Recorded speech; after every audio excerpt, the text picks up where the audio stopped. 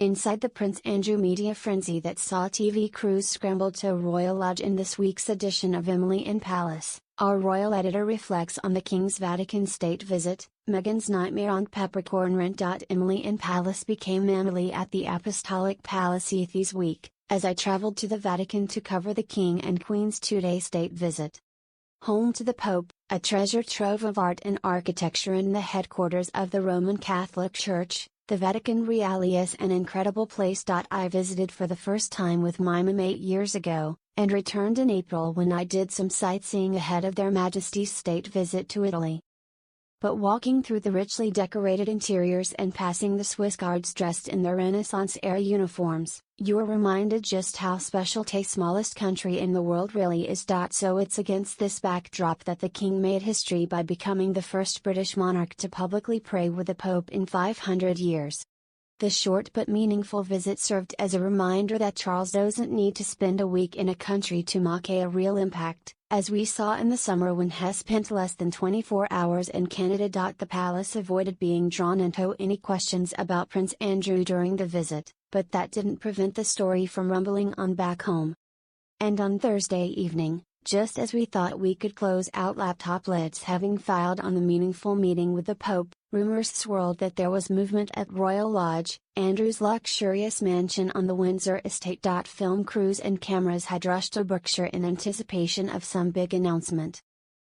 It created a rather uneasy atmosphere as we prepared to board our flights home, unable to follow whatever events might unfold while in the air.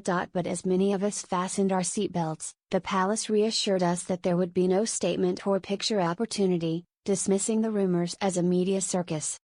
It sparked a sigh of monetary relief, superseded by a barrage of questions about why the tip-off was made on Thursday night. Even Emily Maitlis, the broadcaster who interviewed the prince in 2019, even wrote on X, "We may be expecting news from the Windsor estate later this evening, where TV crews have been told to expect passing traffic."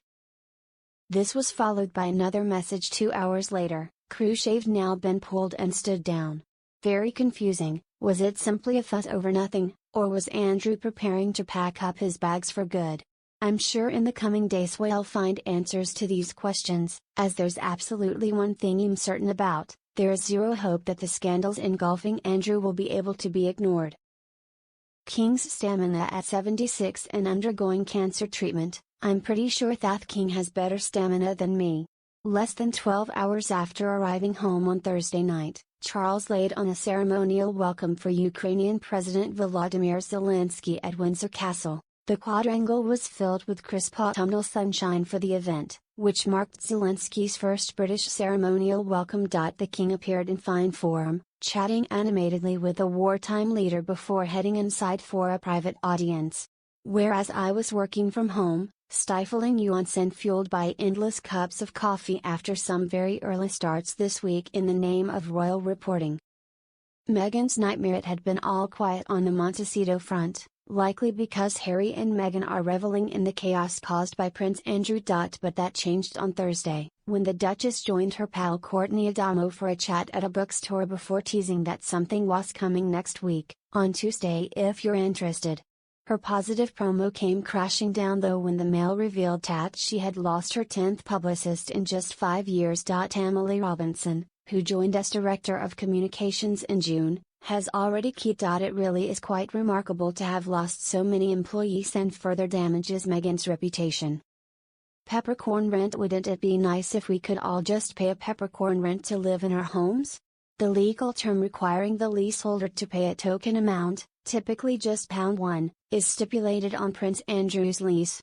Naturally, the revelation has caused uproar, as it doesn't seem quite right that a disgraced duke is living in a lavish 30-room mansion rent-free. MPs, campaigners and even the public are keen for a change, but unfortunately for the King, the decision has to come from Andrew, which seems unlikely.